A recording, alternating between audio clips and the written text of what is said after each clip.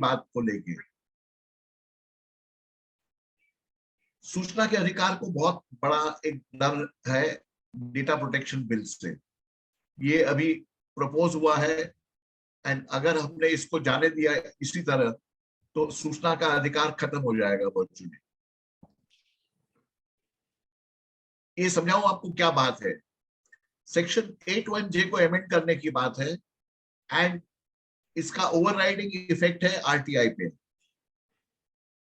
इसका मतलब क्या निकलता है, अभी जो सूचना के अधिकार में 81J एग्जम्पशन है उसके हिसाब से 3 कंडीशंस देखनी चाहिए। पर्सनल इंफॉर्मेशन है, व्यक्तिगत इंफॉर्मेशन है। व्यक्तिगत इंफॉर्मेशन तो नाम भी व्यक्तिगत है, उम्र व्यक्तिगत है, हर चीज हर एक की नेचुरल व्यक्ति से जुड़ी हुई हर बात व्यक्तिगत है। उसके बाद देखना चाहिए ये पब्लिक एक्टिविटी के साथ कुछ संबंध है या नहीं। तीसरा कि ये प्राइवेसी पे आक्रमण है या नहीं।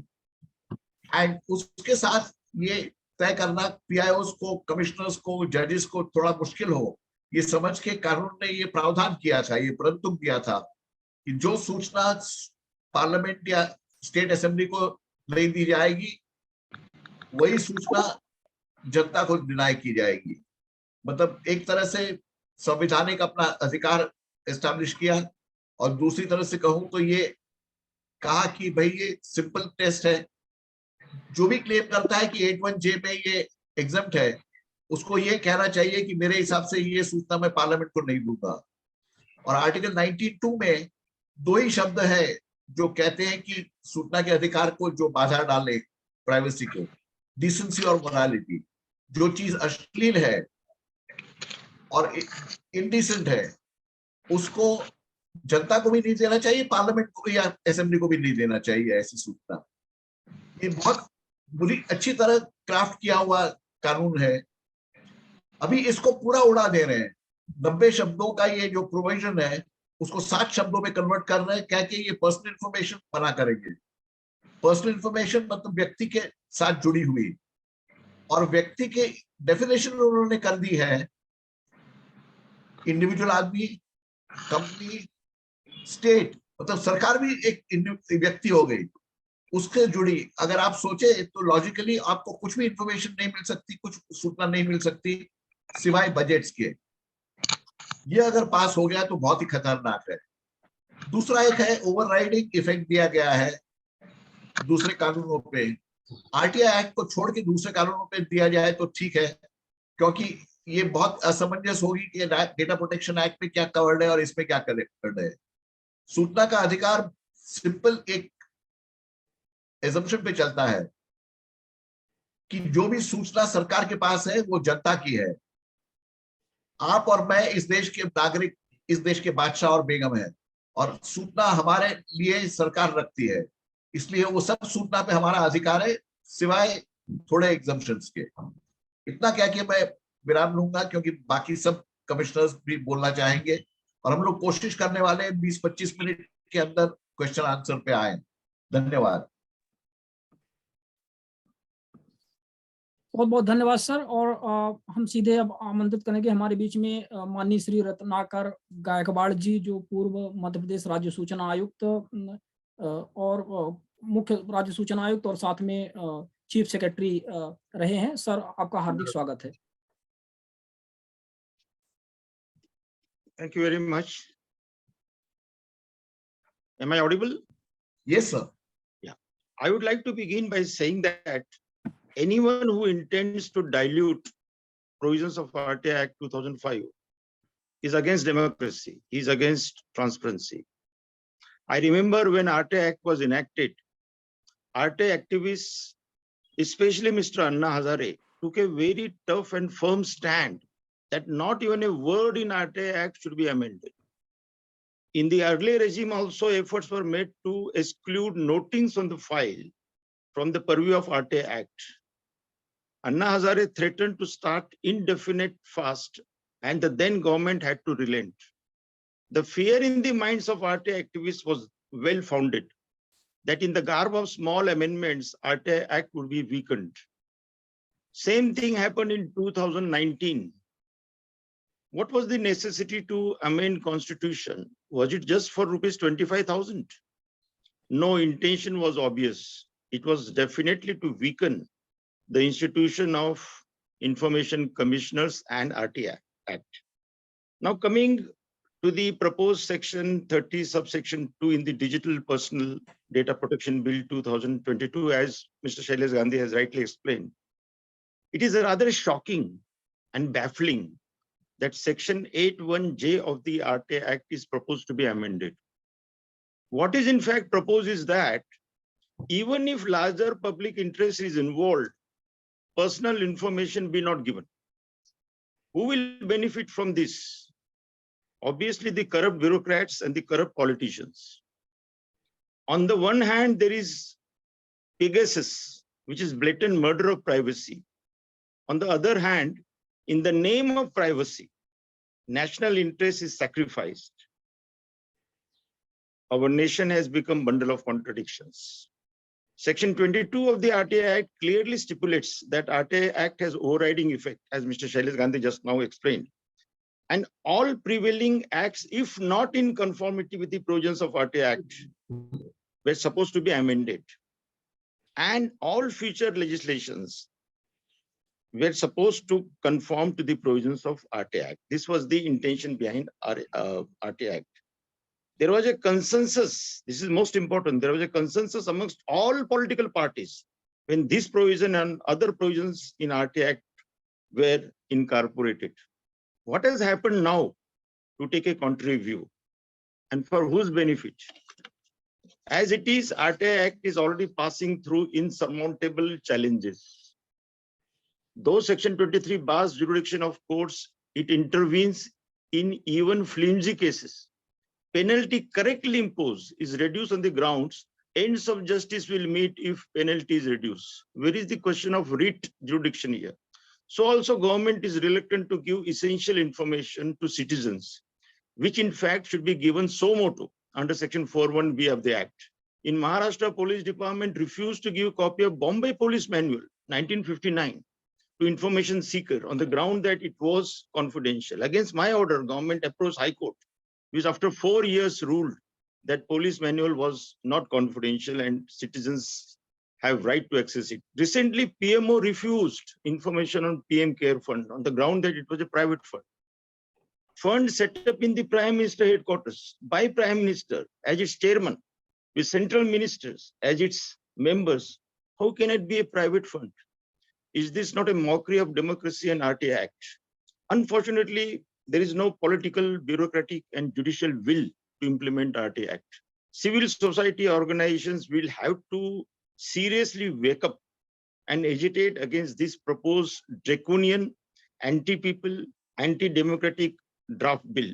Hope this press conference leads in that direction and wiser counsel would prevail. No words indeed to explain gratitude to Mr. Shailesh Gandhi for championing the cause of right to information relentlessly. Thank you. Sir बहुत बहुत धन्यवाद।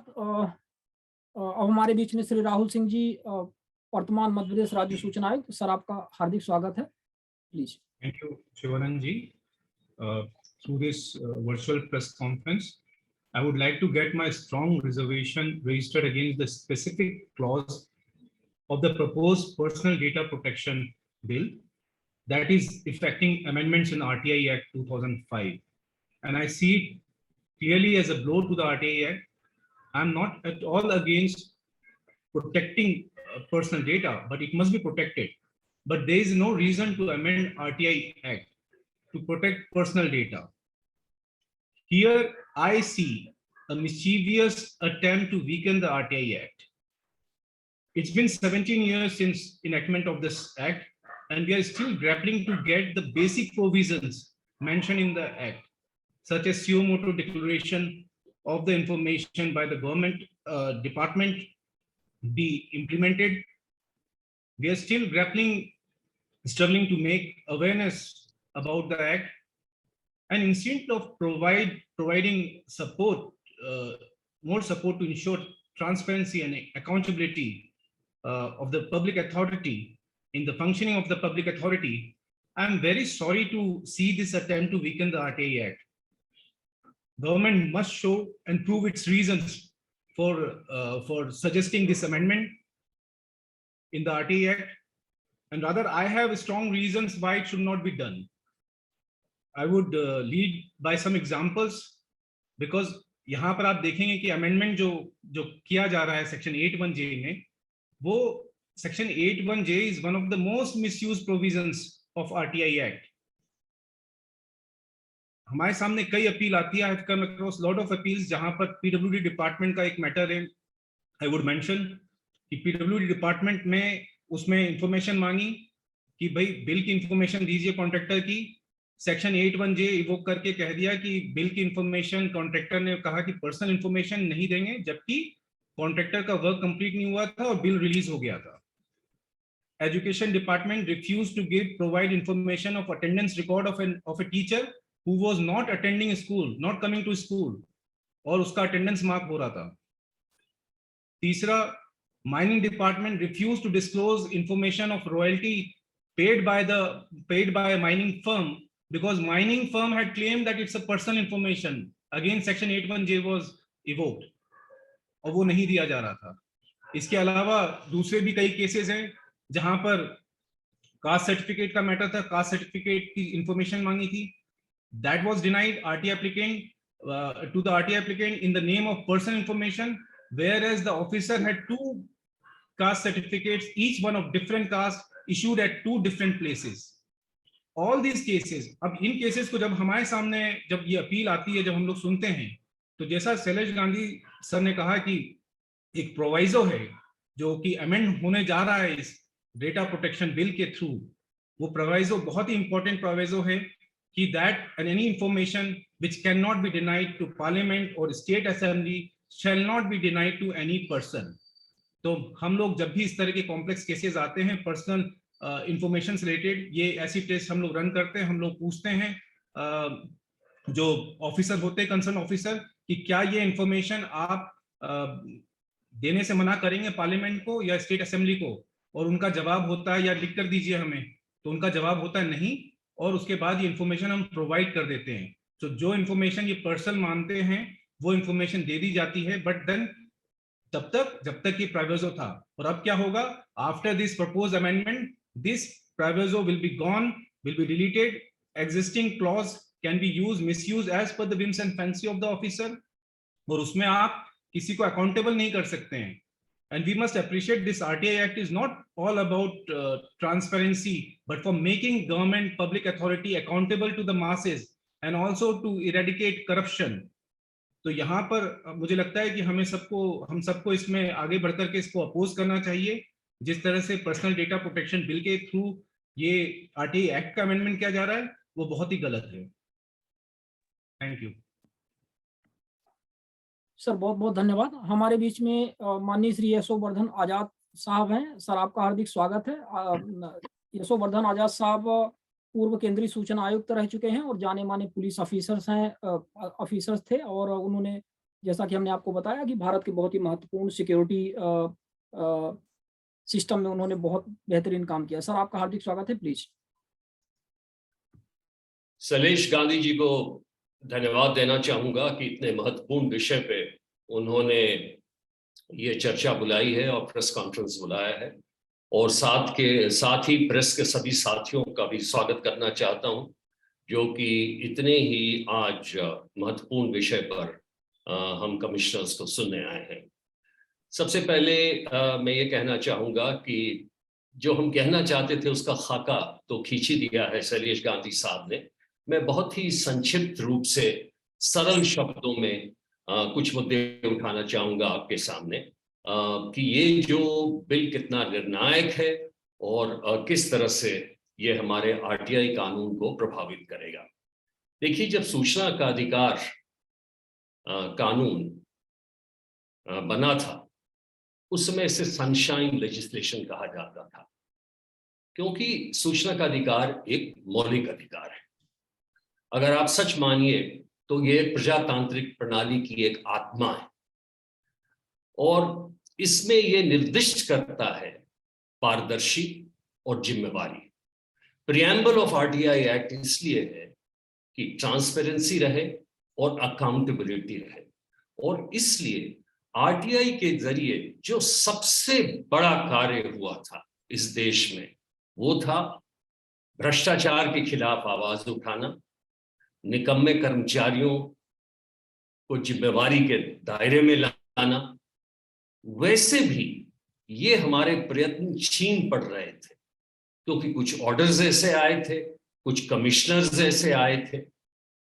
लेकिन आज जब एक ऐसी नई व्यवस्था आ रही, एक नया बिल आ रहा है, मैं ये मानता हूं निजता बहुत ही ज्यादा महत्वपूर्ण चीज है, प्रिवेसी इंपॉर्टेंट है, सबको मालूम, लेकिन प्रिवेसी का सीधा विरोधाभास होना सूचना के अधिकार से, ये एक बड़ी दुखद बात है। देखिए, संविधान के 13वें आर्टिकल में यह स्पष्ट किया गया है कि कोई भी एग्जीक्यूटिव एक्शन, कोई भी ऐसा कानून ऐसा नहीं ला सकती है पार्लियामेंट जो कि एक मौलिक अधिकार पे अंकुश डालेगा। और आज यही हो रहा है कि अगर हम वो 81J को जो हटाने की बात कर रहे हैं आरटीआई एक्ट से, और सिर्फ ये कह रहे हैं निजता से संबंधित कोई भी जानकारी नहीं दी जाएगी, तो उससे ये सीधा प्रभाव पड़ेगा कि सूचना का अधिकार पे ऐसा आघात पहुंचेगा कि शायद वो खत्म ही हो जाए। और इसलिए जो गांधी जी ने कहा था, क्या ये कहा जा सकता है कि वो जानकारी पार्लियामेंट को नहीं दी जा सकती है? तो हम मान लेते हैं कि संसद सदस्य को चुनने वाले जो लोग हैं उनको भी वो जानकारी नहीं दी जाए। मैं ये एक बात फिर से दोहराना चाहूंगा, अगर आप देखिए आज तो सबसे ज्यादा कुप्रयोग 81J का ही हो रहा है। कोई भी जवाब देने के पहले सीपीआईओ द्वारा कहा जाता है कि ये 81J है। 35% जो रिफ्यूजल है वो 81J के जरिए आ रहे हैं, और उसका नतीजा क्या हो रहा है कि एसीआर जब मांगे गए डीओपीटी से आईएएस अधिकारियों के बारे में कितने एसीआर से नंबर्स मांगे, वो नहीं दिया गया। एमएलए लैड फंड जो है उसमें बेनिफिशियरीज कौन है, वो नहीं दिया गया। पीएम केयर फंड के बेनिफिशियरीज कौन है, वो नहीं दिया गया। और सुप्रीम कोर्ट के कुछ ऐसे ऑर्डर्स भी थे, जैसे देश पांडे केस में और एक कनारा बैंक वाले, जिसमें कि अधिकारियों के बारे में सिंपल चीजें जैसे ट्रांसफर्स वगैरह भी देना, ये जानकारी भी बंद हो गई, क्योंकि ये कहा गया कि एम्प्लॉय और एम्प्लॉयर्स के बारे में जितनी बातें हैं वो इन दोनों के बीच में है और ये बाहर नहीं दी जा सकती हैं।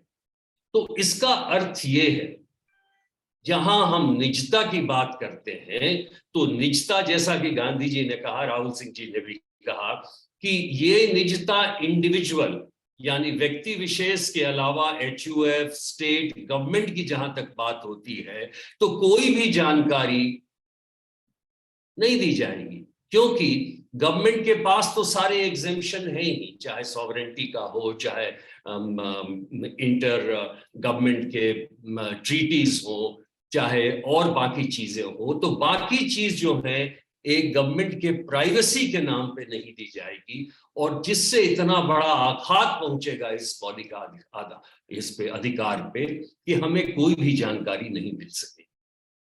वैसे भी गायकवाड़ जी ने भी सही कहा अभी कि हमारे यहाँ एक गोपनीयता की संस्कृति बन गई है।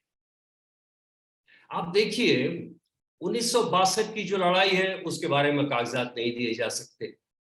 यहाँ ये कहा गया है आरटीआई एक्ट में कि 20 साल के बाद कोई भी जानकारी दी जा सकती है, अनलेस कि हाँ आप वो फिर प्रोविजन करें। आप देखिए कि ब्रिटेन में 50 साल बाद विश्व युद्ध के बारे में जितनी भी जानकारी थी सीक्रेट, उसे ओपन किया गया और उसके जरिए एक भारतीय स्वाधीनता संग्राम के बारे में एक किताब लिखी, लिबर्टी और डेथ। ऑथर का मैं नाम भूल रहा हूं, पैट्रिक फ्रेंच, और उससे हमें कई अच्छी जानकारी। तो ये जो गोपनीयता की संस्कृति है उसको अगर हम और आगे बढ़ा रहे हैं इस पीडीपी बिल के जरिए, तो ये एक बहुत बहुत बड़ा आघात पहुंचेगा, जिसके लिए हमारी सिविल सोसाइटी को, हमारी मीडिया को और लोगों को ये आवाज जरूर उठानी चाहिए। अंत में एक बात और कहना चाहूंगा, आरटीआई क्वेरी के जवाब में, और शैलेश गांधी जी मेरा समर्थन करेंगे इसमें, सुप्रीम कोर्ट ने यह कहा कि कॉलेजियम के बारे में जो डिस्कशंस हुए हैं, क्या कहा है, हम नहीं देंगे आपको जानकारी, आपको खाली उसका निर्णय देंगे। तो बात यह है कि सरकार तो नोटशीट देने को बाध्य है, और नोटशीट में सारे इंडिविजुअल अधिकारियों के ओपिनियंस होते हैं। तो इसका मतलब ये है कि उसका प्रेसिडेंस लेते हुए अब सरकार वो नोटशीट देना भी बंद कर देगी। तो मैं ये कह रहा हूं, ये जो मूव है, हम किस तरफ आगे बढ़ रहे हैं। एक स्वतंत्र भारत में क्या एक अधिकार नागरिक को नहीं है ये जानना कि किस कार्रवाई से क्षति पहुंची है समाज को या राष्ट्र को? एक भ्रष्टाचार की जो कार्रवाई होती है उससे क्या लॉस हुआ है? समाज को लॉस हुआ है, नेशन को लॉस हुआ है। तो क्या वो जानकारी पब्लिक इंटरेस्ट में नहीं दी जाएगी? और ये बिल यही कहता है कि वो नहीं दी जाएगी। इसलिए हम आपका ध्यान आकर्षित करना चाहते थे, हम आपको ये अवगत कराना चाहते थे कि हम इस बिल से काफी आहत हैं और चाहते हैं कि इसकी आवाज सिविल सोसाइटी में उठे और आप इस पे खुद चर्चा करें और खुद निर्णय लें। धन्यवाद सर, बहुत बहुत धन्यवाद। और हमारे बीच में आगे श्री शैलेश गांधी सर हैं, जो पूर्व केंद्रीय सूचना आयुक्त। हालांकि सर आप बोल चुके हैं, लेकिन चूंकि ओके, थैंक यू। आपका आत्मदीप साहब है। ओके सर, हाँ, थैंक यू।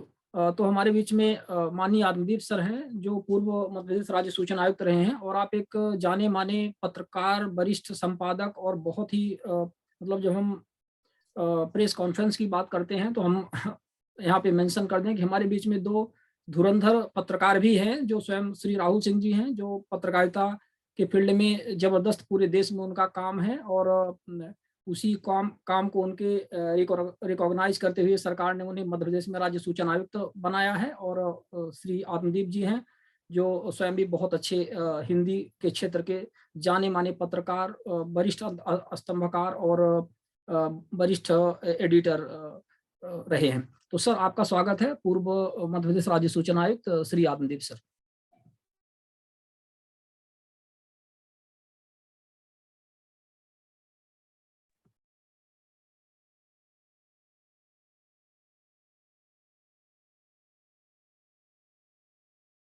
माननीय शैलेश गांधी जी, यशोवर्धन जी आजाद, गायकवाड़ जी और राहुल सिंह जी ने डिजिटल डाटा प्रोटेक्शन बिल से आरटीआई एक्ट पे जो खतरा मंडरा रहा है उसके बारे में काफी कुछ स्थिति स्पष्ट कर दी है। फिर भी मैं मीडिया के साथियों को आसानी से समझ में आ सके कि क्या होने जा रहा है, इस दृष्टि से कुछ मुद्दे साझा करना चाहूंगा। भारत सरकार ने डिजिटल डाटा प्रोटेक्शन बिल का मसौदा जारी किया है और उस पर 17 दिसंबर तक जनता की राय आमंत्रित की है। इस डाटा प्रोटेक्शन बिल के 4 प्रावधान ऐसे हैं जिन पर हर सुधी व्यक्ति को आपत्ति होगी, हर देश के हर जिम्मेदार नागरिक को एतराज होगा। ये चारों प्रावधान आरटीआई एक्ट को पंगु बनाने वाले हैं, और जैसा यशोवर्धन जी आजाद ने कहा कि इस एक्ट की आत्मा का दमन करने वाले प्रावधान हैं। ये प्रावधान न केवल अनावश्यक हैं, बल्कि सूचना के अधिकार पर बहुत गहरा दुष्प्रभाव डालने वाले हैं। इन प्रावधानों में पर्सनल डाटा के साथ पर्सनल इंफॉर्मेशन को भी मिला दिया गया, यानी पर्सनल डाटा और पर्सनल इंफॉर्मेशन दोनों का फर्क मिटा दिया गया, जबकि बिल है डाटा पर्सनल डाटा प्रोटेक्शन के लिए। इन चारों प्रावधानों को लागू किए बिना भी डाटा प्रोटेक्शन का उद्देश्य हासिल किया जा सकता है। डाटा प्रोटेक्शन बिल बहुत जरूरी है, सुप्रीम कोर्ट ने भी इसकी आवश्यकता बताई है, लेकिन अन्य कानूनों के जो हितग्राही हैं उन पे दुष्प्रभाव डाले बिना इस डाटा प्रोटेक्शन बिल को आगे बढ़ाया जाना चाहिए, ऐसी हमारी राय है। ये भी स्पष्ट करना आवश्यक है कि सूचना के अधिकार और मीडिया का चोली दामन का साथ। जनसत्ता के पूर्व संपादक और जो सूचना के अधिकार आंदोलन में भी बहुत जिनका योगदान रहा, स्वर्गीय प्रभाष जी जोशी, उनका तो ये कहना था कि सूचना का अधिकार मीडिया के लिए रोजी रोटी का मसला है, उसको इस बारे में बोलना ही होगा। और किस तरह से हम अभी बताएंगे कि इससे मीडिया के भी अधिकार प्रभावित होंगे।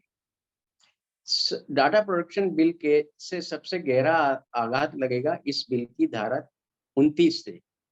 आरटीआई एक्ट की धारा 22 में ये प्रावधान है कि जहां किसी भी अन्य कानून या नियम के प्रावधान आरटीआई एक्ट के प्रावधान से विसंगति रखेंगे, वहां आरटीआई एक्ट के प्रावधान लागू होंगे। यानी आरटीआई एक्ट बाकी सब कायदे कानूनों पर सर्वोपरि प्रभाव, ओवरराइडिंग इफेक्ट रखेगा।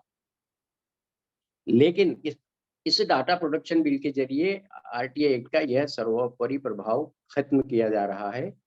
इस बिल की डाटा प्रोटेक्शन बिल की धारा 29(29) में कहा गया है कि इस बिल के प्रावधान बाकी सभी कानूनों पर सर्वोपरि प्रभाव रखेंगे। तो आरटीआई एक्ट की सर्वोच्च सत्ता, कानूनी सत्ता समाप्त हो जाएगी। दूसरा गंभीर दुष्परिणाम होगा आरटीआई एक्ट की धारा 8 की उपधारा 1 की उपधारा जे पर। डाटा प्रोटेक्शन बिल की धारा 30 में किए गए प्रावधान से यह धारा विलुप्त हो जाएगी। इस 81J को समझने की जरूरत है, ये क्या है। आरटीआई एक्ट की धारा 81J में कहा गया है कि ऐसी सूचना देने की बाध्यता नहीं होगी जो सूचना व्यक्तिगत सूचना से संबंधित है, जिसका प्रकटन किसी लोकहित या लोक क्रियाकलाप से संबंध नहीं रखता है, या जिससे व्यक्ति की एकांतता पर, प्राइवेसी पर अनावश्यक अतिक्रमण होगा।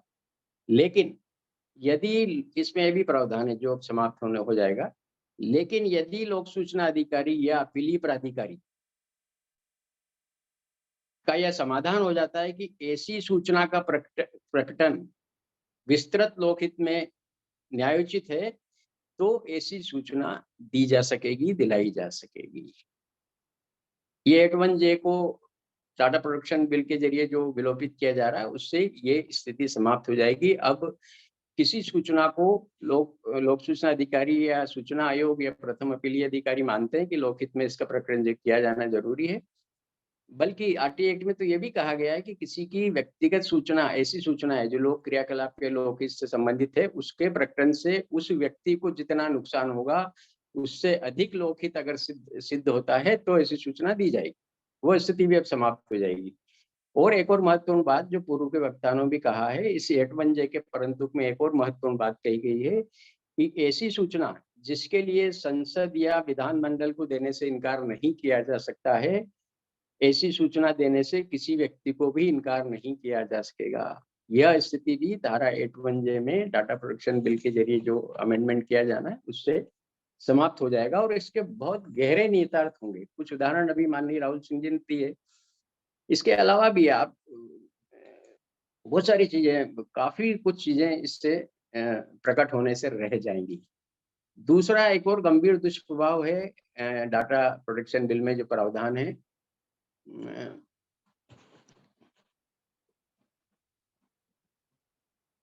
व्यक्ति की धारा 12 में डाटा प्रोटेक्शन बिल में व्यक्ति की परिभाषा दी गई। इस व्यक्ति में सब कुछ शामिल कर लिया गया है, जैसे व्यक्ति तो है ही, आर्टिफिशियली ज्यूरिस्टिक पर्सन, कृत्रिम व्यक्ति भी इसमें आ गया व्यक्ति में, सरकार भी, कंपनी, फर्म, हिंदू संयुक्त परिवार और लोगों के द्वारा बनाई गई संस्थाएं, चाहे वो निगमित यानी कारपोरेटेड हो या नहीं हो, वो सब संस्थाएं भी इसके दायरे में आ जाएगी।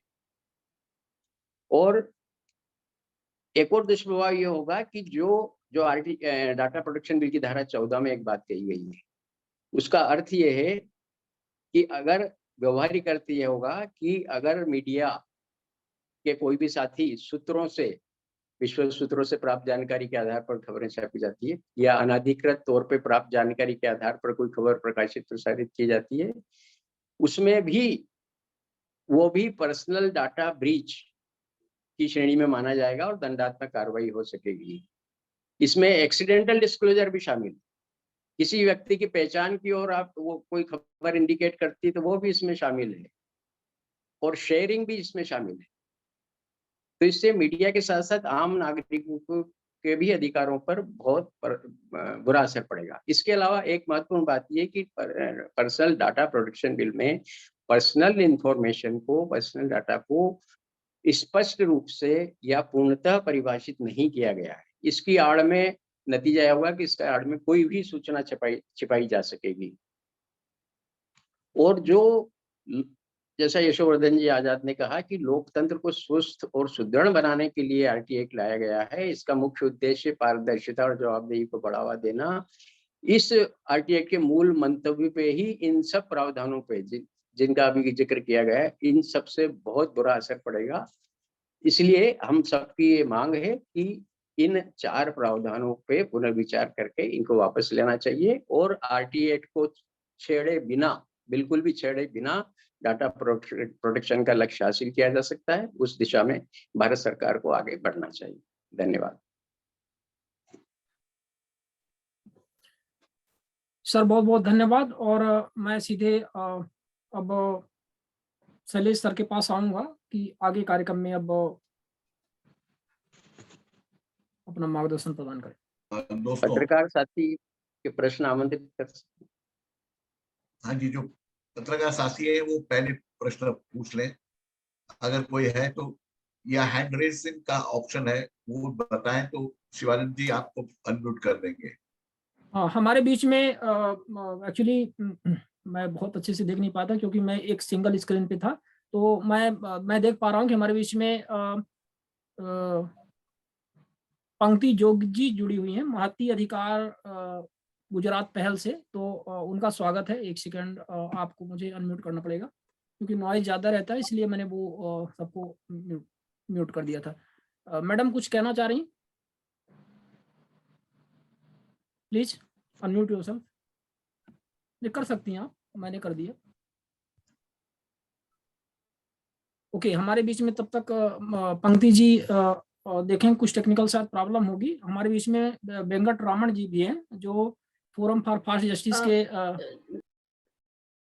ट्रस्टी हैं। वेंकट रामन जी यदि इस विषय पर कुछ कहना चाह रहे हैं शायद।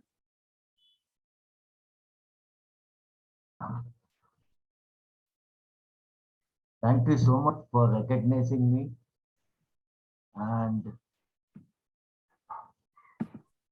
it is very interesting to listen to all the speakers. I look forward to listening to Shailesh Gandhi ji. Thank you. धन्यवाद वेंकट रमन जी। एक बात मैं कह दूं, ये मेरे साथियों ने सबने बहुत पावरफुल प्रेजेंटेशन दिया है, बहुत पावरफुल आर्गुमेंट्स दिए हैं। ये सूचना का अधिकार न रह के सूचना न देने का अधिकार बन जाए। और हमारे किताबों में कहते थे, ये हम सीखे थे स्कूल पाठशाला में कि तमसो मा ज्योतिर्गमय। ये उल्टा हो रहा है, ये ज्योतिर्मा तमसो गमय हो रहा है। और इसका विरोध करना, इसके बारे में सोचना और इसका समझाना, अपनी सरकार को समझाना हमारे फर्ज है। मेरे ख्याल से एक सरकार अगर गलत रास्ते पे जा रही है तो ठीक करना हमारे अधिकार है, हमारी फर्ज भी है। It's a duty which we must fulfil, and I am hoping some press people have come and raised their questions. There is somebody from Inqilab who's there. अगर वो इनकलाब वाले भाई साहब अगर अपना प्रश्न पूछें।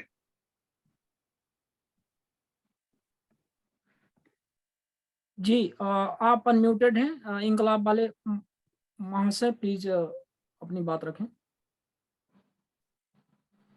जी सर, जो मैं इसमें एक सर पूछना चाहता हूँ कि जो सूचना का अधिकार है और जो नया डाटा प्रोटेक्शन बिल लाया गया है सर, उसके अंदर मतलब क्योंकि ये 17 तक का ये इन्होंने रखा है कि पब्लिक जो है ओपिनियन या पब्लिक सजेशंस के लिए, तो क्या इसको लेकर और जनता के अंदर किस तरीके से हम जा सकते हैं, या जो हमारे सिविल सोसाइटी मेंबर्स हैं या और लोगों से किस तरीके से इस पर बात की जा सकती है? क्योंकि बहुत सारे लोग हैं जिनके उसके बारे में समझ नहीं है, जानकारी उस तरीके से नहीं मिल पा रही है, तो क्या वो चीजें हैं जो हम लेकर जा सकते हैं, इस पर एक बेहतर समझदारी और एक अपनी राय दे सकते हैं?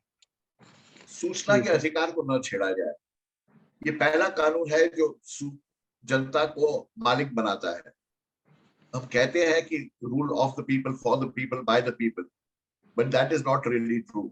It is rule of the rulers, by the rulers, for the rulers.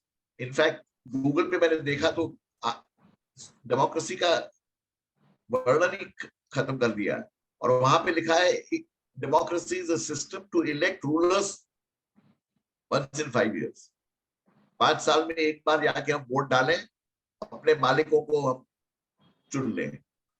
हकीकत में ये आप और मैं, हाँ यशोवर्धन जी कुछ कहना चाहते हैं, प्लीज यशोवर्धन आप अनम्यूट कर दीजिए। प्रश्न ये है इनकलाब के प्रतिनिधि का कि ये जो आवाज है जो हम उठा रहे हैं, एक बहुत अच्छी पहल है जो गांधी जी ने की है, और 17 दिसंबर तक इसके जवाब देने हैं। ये कह रहे हैं इस पहल को, इस आवाज को और कैसे पुख्ता किया जाए और कैसे इसको बढ़ाया जाए, लोगों तक समझाया जाए।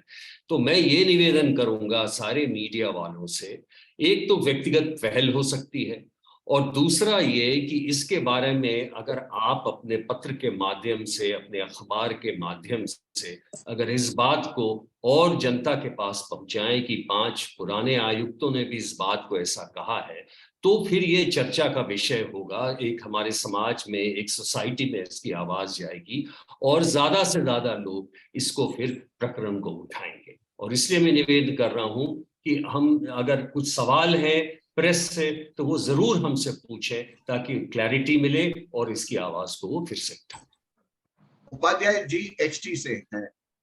उपाध्याय जी आप अपने आप को अनम्यूट कीजिए प्लीज। हिंदुस्तान टाइम्स से उपाध्याय जी हैं।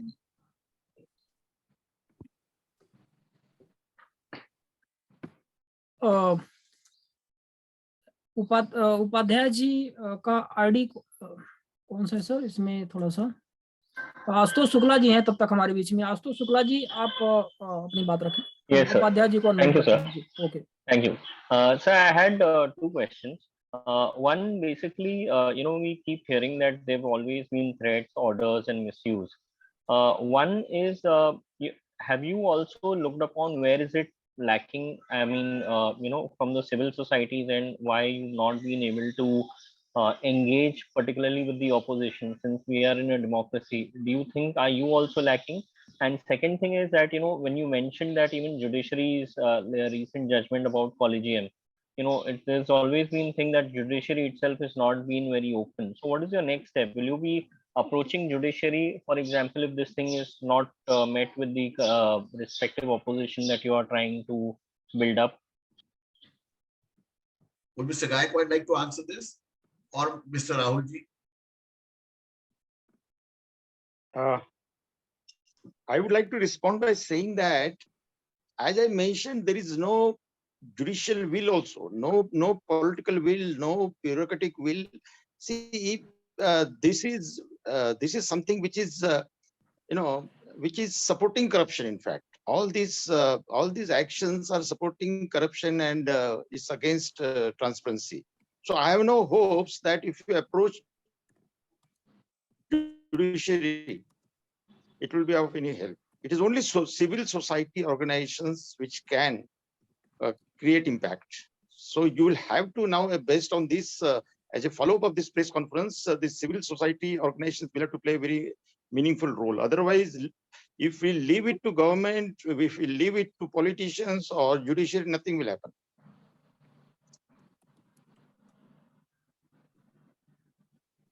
What is the next question, Ashutosh? Sir Upadhyay ji हैं। उपाध्याय जी कृपया अपना प्रश्न पूछें क्योंकि आप अब अनम्यूटेड हैं। कृपया अपनी बात रखें उपाध्याय जी। ओके, बोल रहे हैं कि वो किसी मीटिंग में है। नो प्रॉब्लम, कोई बात नहीं। मैसेज आ गया। हाँ, Mr. Gandhi, actually the question asked by Ashutosh Sharma was that are we now going to approach the judiciary? We had said that this is an infringement of the RTI Act that is basically a kind of a violation of a fundamental right, that is the right to receive information. So are we going to go further, or there is an expectation that people will approach the court? Now, the answer is it may happen.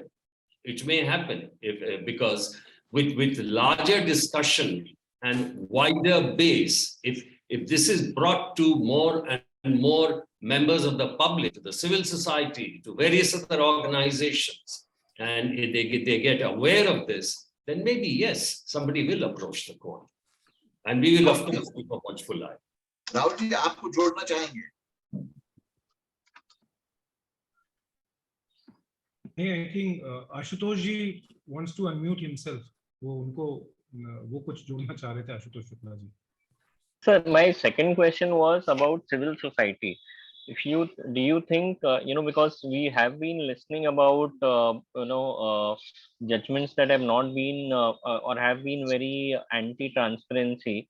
So has there been any failure when it comes to building up pressure on, because over a period of time, what we've been seeing is that, it's sliding down further and further. So do you think, as a reflection, do you think enough or the kind of opposition or awareness that should have been built up has not been built up by the civil society, and were you guys lacking somewhere? I would completely agree with you, Ashutosh. Civil society has not really lived up to its duties. I concede that. But we must try and keep trying to get public opinion. Court में जाने से शायद अभी फायदा नहीं होगा, तो court भी आरटीआई के बहुत फेवर में है ऐसा नहीं लग रहा है. मगर अगर पब्लिक ओपिनियन क्रिएट कर सकते हैं, 1947 में हमने एक फॉरेन गवर्नमेंट को वापस भेज दिया, 2022 में हम ये तो कर सकते हैं 23 में कि अपनी सरकार को बना ले, परसुएट करें. ये तो अपनी सरकार है. अगर हमारी आवाज उठेगी, अगर देश भर में ये बात होगी कि हमारा मौलिक अधिकार हनन हो रहा है, ये समझ पहले तो लोगों में होनी चाहिए. ये समझ ही नहीं है. मीडिया के जो इंपॉर्टेंस दी है सुप्रीम कोर्ट ने वेरियस जजमेंट्स में, उसके पीछे एक मेन कड़ी है कि it is the citizens right to be informed. जनता का राइट है इंफॉर्मेशन के लिए, उसके लिए मीडिया का महत्व है. बाकी मीडिया का कोई जिक्र नहीं है कॉन्स्टिट्यूशन ऑफ इंडिया में. मगर हमारा जानने का अधिकार अगर खत्म हो जाएगा और ये कानून अगर लाया गया है इस फॉर्म में, तो ये अपना जानने का अधिकार खत्म कर देगा. ये समझ के हम चले. हमारी डेफिनेटली इसमें खामी है कि हम लोगों ने इनफ आवाज नहीं उठाई, इनफ आवाज नहीं उठ रही है. बिल्कुल Ashutosh ji, it's more of like collective failure. Civil societies का भी फेलियर है, गवर्नमेंट का भी फेलियर है. अवेयरनेस आप देखिए, 17 years been like of enactment of this act, और जिस तरीके से ग्रास रूट लेवल पर इस एक्ट को होना चाहिए था, जहां उसका यूज होना चाहिए था, वो अभी तक सैडली हो नहीं पाया. जिस तरह से हम चाहते थे कि जो स्टेक होल्डर्स हैं सोसाइटी के, उनको सामने आकर के इसको यूज करना चाहिए प्रोएक्टिवली. आपको जान करके हैरानी होगी आशुतोष जी, that even like in media, I get calls from the journalists who file RTI and they ask for the provisions, what to do next. Even they are not even aware of this act. तो आप common citizen की बात आप सोचिए कि वो किस तरह से स्ट्रगल करते हैं जानकारी लेने के लिए. उनको अच्छा, जिस तरह से एक प्रोसेस एक पूरा एक बन गया है, the way they been denying information randomly, तो इतना फ्रस्ट्रेटिंग एक्सपीरियंस हो गया है.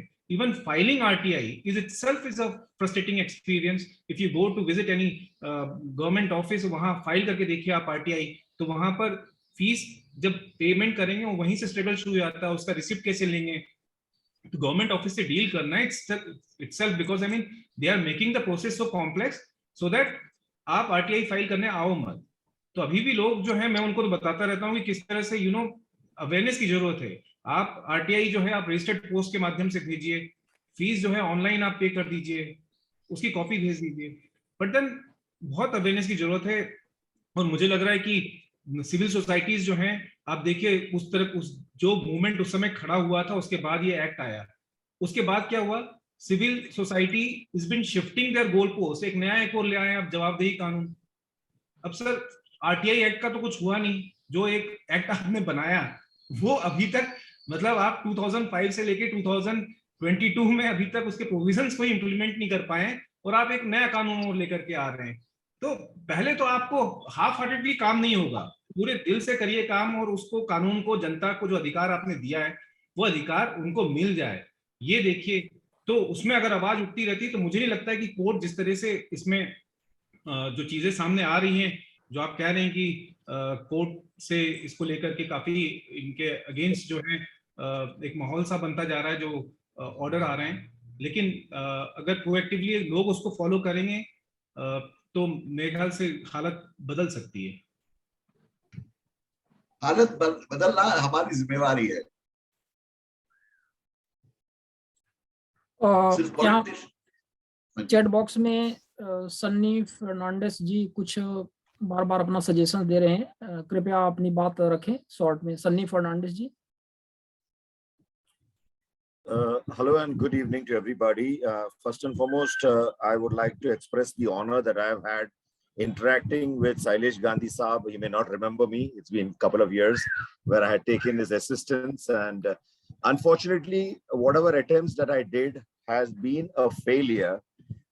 Let me also give you something which is beyond this subject of today, just to show you how weak our society is. I am a PMC bank victim. And as a PMC bank victim, we were told that we could give our suggestions, our feedback to a proposal that they came with, an amalgamation. Now imagine after giving proposal, our proposal on an individual level, can you believe the same proposal was slapped back onto us? This is our society today, which is unfortunate. That's number one. Number two, in my chat box, I had put two questions. I said, it is obvious that all legal and other sources are weakened institutions. I would like to say with shame and apology, as a civil society, don't we need to look at a peaceful revolution? Is my first question. And the next question that I would like to put is, Anna Hazare, because of his peaceful revolution with a fast, RTI got whatever weak strength, I repeat the word, weak strength that we have today. This weak strength today is being crushed. How good it is being in an intellectual space? Sorry for this blunt question. अग्निदीप जी, आप इसका जवाब देंगे? Sir आप please. Sunny, I concede that our generation has failed India. The question is, do we want to continue? And also, और एक चीज बता दूं, अमेरिका को करीब 250 साल लगे डेमोक्रेसी डेवलप करने को, भारत का भी 70 साल हुआ है, 75 साल हुआ है, मगर अपनी लोकशाही लोगों ने बहुत इसको मॉनिटर नहीं किया है। आपने अन्ना हजारे का जिक्र किया, लोकपाल का एजिटेशन, लाखों लोग सड़कों पे आए थे। आज 4 साल से लोकपाल बन चुका है और 3 से 5 करोड़ रुपया हर महीने का उनका खर्चा है, और वो क्या कर रहे हैं किसी को पता नहीं। लोक आयोग हर राज्य में, ये क्यूमुलेटिव फेलियर है सब जनता की। और मैं एक मेरा स्लोगन शेयर करना चाहूंगा जो मेरे हर ईमेल में होता है, मेरा भारत महान कहते हैं मगर मानते नहीं है, इसलिए मैं कहता हूं मेरा भारत महान नहीं है, पर ये दोष मेरा है। हम हर इंडिविजुअल नागरिक का ये दोष है। दूसरे की तरफ उंगली न उठाए, सोचे कि हमने क्या किया, वो फेल हुए सक्सेसफुल हुए, वो बहुत महत्व का नहीं है, और कोशिश तो करें हम, और कोशिश जैसे करेंगे वैसे ये लोकशाही बेहतर बनती जाएगी। इसका कोई शॉर्टकट नहीं है, मेरे पास तो नहीं है। एटलीस्ट मैं न लीडर हूं न कुछ हूं, कोशिश करते हैं इस, और मैं सचमुच बहुत ही ग्रैटिट्यूड है मेरी 4 कमिश्नर्स की जिन्होंने मेरे साथ आज जुड़ा। Yeah, can I interject in between? Please. You know, the idea of this press conference is that we are able to carry our voice to maximum numbers within the press. So please ask the press to ask questions so that, we can clarify any doubts. Kailash सनोलिया जी हैं हमारे बीच में, press से हैं, बहुत महत्वपूर्ण पत्रकार हैं, हिंदी के, हमारे मध्य प्रदेश के हैं। कैलाश सनोलिया जी प्लीज। सर मैं कैलाश सनोलिया हिंदुस्तान समाचार एजेंसी से उज्जैन डिस्ट्रिक्ट से बोल रहा हूँ। चूंकि पत्रकारिता को भी यह बिल कहीं ना कहीं प्रभावित करेगा, ऐसी बातें सामने आ रही है। चूंकि सूचना आयोग में राहुल सिंह जी और आत्मदीप साहब जैसे ऐसे लोग भी आए थे और इन्होंने अपने पुरुषार्थ से निसंदेह कहीं ना कहीं सूचना के अधिकार को एक नई दिशा दी थी। अब मेरा आदरणीय राहुल सिंह जी और आत्मदीप साहब से यह सवाल है कि यह बिल किस तरह से युवा पीढ़ी की पत्रकारिता को प्रभावित करेगा। थोड़ा डीपली उसके ऊपर प्रकाश डालेंगे तो बेहतर होगा।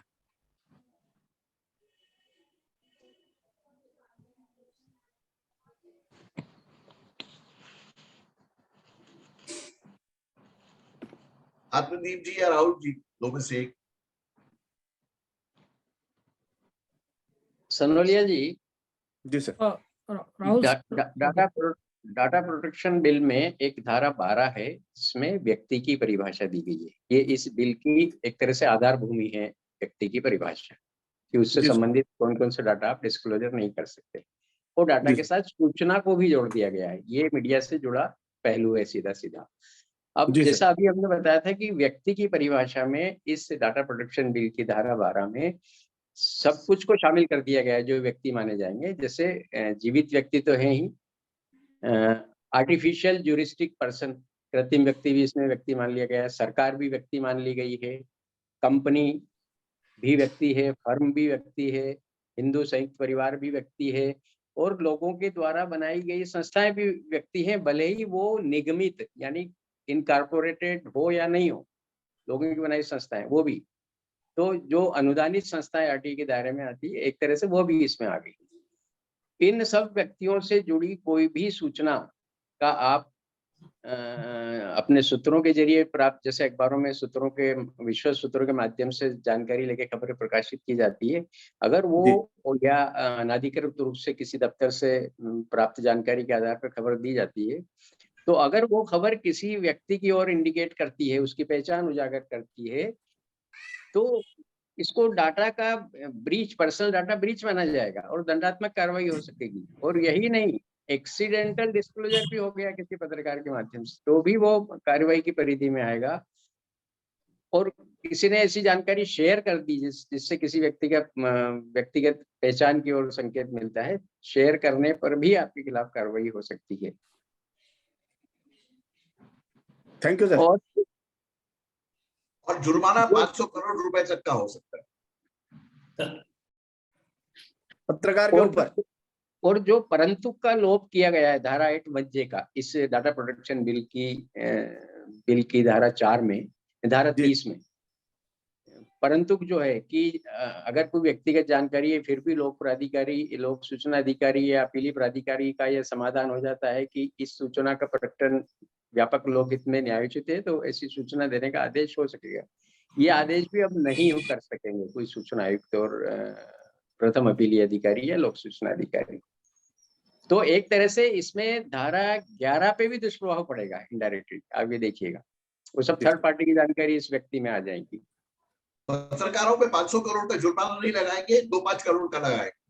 Thank you sir. अब आपने सनोलिया जी, आपने बिरला ग्रेसिम कंपनी के कई सारे करोड़ों के घोटाले, टैक्स चोरी के सब उजागर किए हैं कि बिना ब्याज के और करोड़ों रुपए की जी। वो अब नहीं मिल पाएगी क्योंकि कंपनी भी व्यक्ति की परिभाषा में। मतलब सर ये माने कि जो इन्वेस्टिगेशन की जो स्टोरिया है उस पे कहीं न कहीं अंकुश लग जाएगा, ऐसा मानना है। बिल्कुल आप सही जगह पहुंचे हैं। इन्वेस्टिगेटिव जर्नलिज्म ही ये होता है जो विश्व सूत्रों से प्राप्त जानकारी या अनाधिकृत तौर पे अपने सूत्रों से प्राप्त जानकारी के आधार पे खोजी पत्रकारिता की जाती है, उस सब पे लगाम लग जाएगी। और सबसे गंभीर बात है कि इसमें खाली पर्सनल डाटा की बात नहीं, पर्सनल इंफॉर्मेशन को भी इसमें ले लिया गया है। जबकि मेरा एक और सवाल था सर कि सूचना आयोग में जब भी कोई भर्ती होती है सूचना आयुक्त की, तो कहीं ना कहीं प्रख्यात पत्रकार, एक भाषा लिखी गई कि प्रख्यात पत्रकारों को भी लिया जाएगा, तो क्या उस पर ऐसा कोई इफेक्ट पड़ेगा? अब प्रख्यात पत्रकार नहीं रहेंगे या आयोग उनको भर्ती में नहीं लेगा ऐसे प्रख्यात पत्रकारों को? नहीं, वो उस प्रावधान को इसमें नहीं छेड़ा गया है जी। केवल सर्वोपरि प्रभाव आरटीआई खत्म कर दिया गया है। एक 8(1) समाप्त हो जाएगा जिसमें ये है कि जो सांसद विधायक को देने से मना नहीं कर सकते, वो आम आदमी को भी मना नहीं कर सकते, वो भी नहीं मिलेगी आप, भले वो लोकहित की है, लोक क्रियाकलाप की है। आप कहीं भी आप सरकारी काम होता है, आरटीआई एक्ट का उद्देश्य भ्रष्टाचार निवारण है, अनियमितता पे अंकुश लगाना। अब आप किसी ठेकेदार ने गड़बड़ की, उसके बिल वाउचर मांगेंगे, नहीं मिलेंगे, कि वो पर्सनल जानकारी है ठेकेदार। Thank you sir. किसी ऑफिशियल का आप वेतन की उसको मानदेय सुविधाएं मिलती है, वो सब मांगेंगे, वो पर्सनल में आ जाएगी। उपाध्याय जी, यदि आप हैं आउटलुक से हैं उपाध्याय जी, तो यदि अपनी बात रखना चाहते हैं तो रखें। आजाद साहब भी जानना चाह रहे हैं कि मतलब जो हमारे पत्रकार साथी हैं वो अपनी बात रखें। उपाध्याय जी, क्या आप कंफर्टेबल हैं?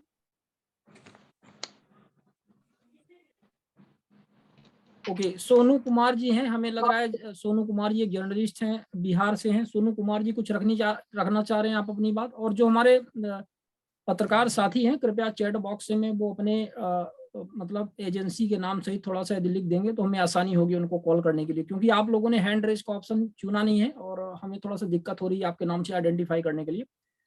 सोनू कुमार जी।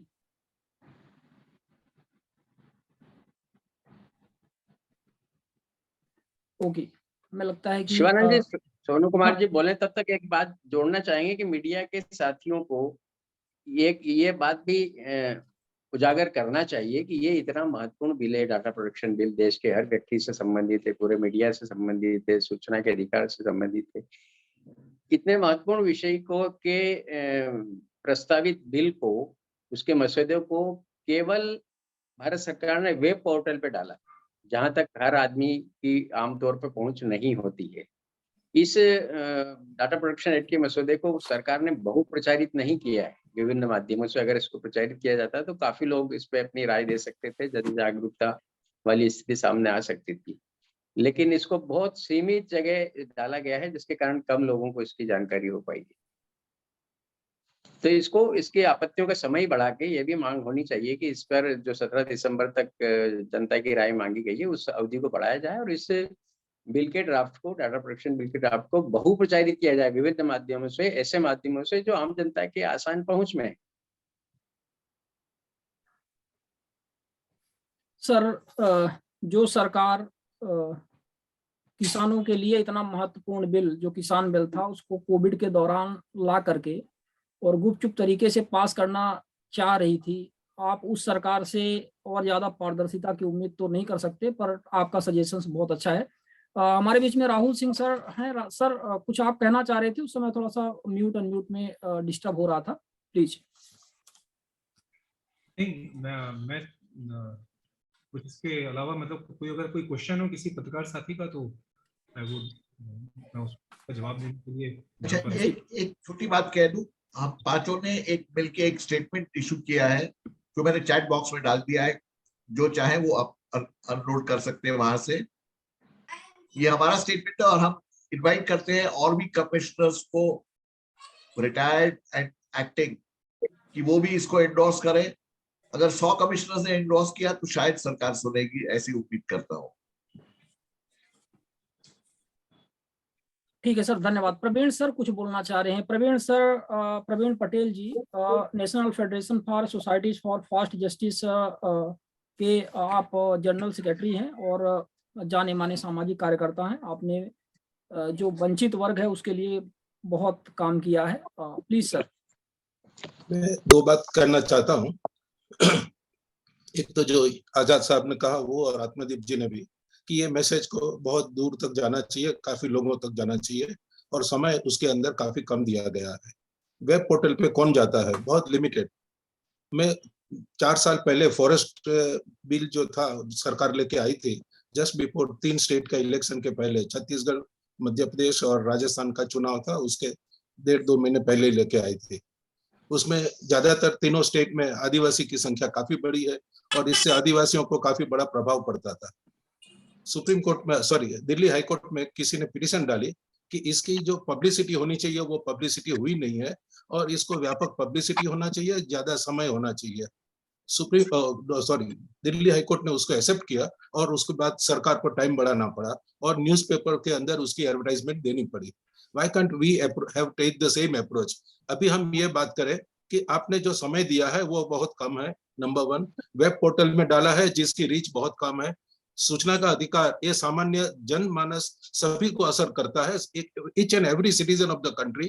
और आज के दिन में कई लोगों के पास में तो ना इंटरनेट की सुविधा होगी, ना कुछ इस तरीके की जो फैसिलिटीज होगी कि जहां इस चीज को समझ सके। तो under that circumstances I think कि हमारी एक रिस्पॉन्सिबिलिटी ये भी होती है कि why can't we go to the judiciary for an intervention seeking this guidance, कि इसको न्यूज़पेपर में वाइड पब्लिसिटी की जाए, और दूसरी चीज इसको वेब पोर्टल के अलावा दूसरे में दे, और ये क्या क्या चीजें हैं उसके ऊपर लोगों को समझाए। आप बात कर रहे हैं, हमारे साथ 4-5 जो सूचना के कमिश्नर हैं, हम लोग बात कर रहे हैं, आप लोग समझा रहे हैं, मगर जनरल पब्लिक को कौन समझाएगा? तो it is the duty of the government, जब बिल लेके आए हैं तो उसके प्रावधान को भी लोगों को समझाना चाहिए, and that mechanism is absent. तो इफ द फोरम टुडे यदि सब लोग डिसाइड करते हैं तो we can arrange actually petition in the supreme court, जहां पे हम लोग रिक्वेस्ट करेंगे जो लोग ज्वाइन करना चाहें दे कैन। ओके, आगे आप देखिए शैलेश गांधी साहब। बहुत अच्छा सुझाव है प्रवीण भाई। बहुत ही अच्छा सुझाव है। मेरे ख्याल से गांधी जी इसको अंतिम पंक्ति में हम ये ऐड कर सकते हैं कि सुप्रीम कोर्ट से ये अनुमति भी है कि इसकी जो अवधि है इसे बढ़ा देनी चाहिए, क्योंकि ज्यादा से ज्यादा लोग इससे अवगत हो सकें, और इसका प्रसार माध्यम भी थोड़ा एक सशक्त होना चाहिए सरकार द्वारा, ताकि और हमें भी करना ही चाहिए अपना कार्य। इसके बारे में दूसरी चीज वेब वाली बात भी आई है कि they have published in web but not in newspapers. या करेक्ट। इस पे बाद में थोड़ी चर्चा कर लेते हैं और सोचते हैं क्या आगे करना चाहिए। अब अगर कोई और मीडिया के साथियों का नहीं है तो मेरे ख्याल से हमने टाइम कभी कहा था, सबका टाइम इम्पोर्टेंट है। I have to go another. Thanks. हाँ, नहीं तो लोग छोड़ जाएं उसके पहले इसका अंतिम स्वरूप देते हैं। मेरे हिसाब से ऐसी 1000 कॉन्फ्रेंस होनी चाहिए देश भर में। जनता जब तक नहीं जागेगी कुछ नहीं होगा। सुप्रीम कोर्ट का हवाला प्रवीण भाई ने दिया, मगर सुप्रीम कोर्ट ने जिस तरह सूचना के अधिकार के कानून के केसेस को ट्रीट किया है, कमिश्नर अच्छी तरह जानते हैं, इसमें बोलना गलत हो जाएगा। तो ऐसे ही अगर लोग जागृति के बिना अगर कोर्ट में जाएंगे तो कोई फायदा नहीं होगा, और लोग जागृति के साथ जाएंगे तब शायद कुछ फर्क पड़ेगा। और ये मैं बताऊं कि जो फर्क करने की बात है वैसे ही डिसीजन सुप्रीम कोर्ट ने दिए हैं, उनके हिसाब से तो यही कानून है, जबकि कानून अलग है। सरकार ने एटलीस्ट इतना रिकॉग्नाइज किया कि ये गैर कानूनी डिसीजन है, इसके लिए वो कहती है कि कानून को ही बदल दो। इसके लिए I am not too sure कि सुप्रीम कोर्ट में जाके कोई फायदा होगा, मगर और जब तक आशुतोष ने सही कहा था कि हम जिम्मेवार हैं, हम जिम्मेवार नक्की हैं। अगर हम नहीं कहीं सक्सेस हो सकते हैं तो हमारी जिम्मेवारी है, और मैं उम्मीद करता हूं कि ये स्टेटमेंट 100 कमिश्नर्स एंडोर्स करेंगे, शायद सरकार सुनेगी। सबको धन्यवाद। अब किसी कमिश्नर को अगर कुछ लास्ट वर्ड कहना है तो जरूर कह दीजिए, नहीं तो आज का समाप्त करते हैं। नहीं, मेरे ख्याल से अगर हम ये गवर्नमेंट को भी लिख के दें, ये जो हमने प्रेस विज्ञप्ति दी है, इसके जरिए अगर हम गवर्नमेंट से भी ये कहें कि इसमें समय बढ़ा देना चाहिए, तो मेरे ख्याल से गवर्नमेंट को भी कोई आपत्ति नहीं होगी इसमें। ये बहुत अच्छा सुझाव है, ये बहुत अच्छा सुझाव। तो मुझे लगता है कि 17 तक उन्होंने सुझाव मांगा है, तो हमें अपना एक सुझाव तो दे ही देना चाहिए। Our strong reservation on this amendment, right? And दूसरा समय बढ़ाने की मांग।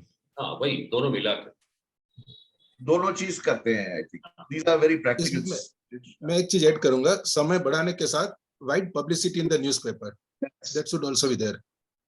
न्यूज़पेपर्स हम अडानी नहीं है जो हमारे हाथ में न्यूज़पेपर्स हो।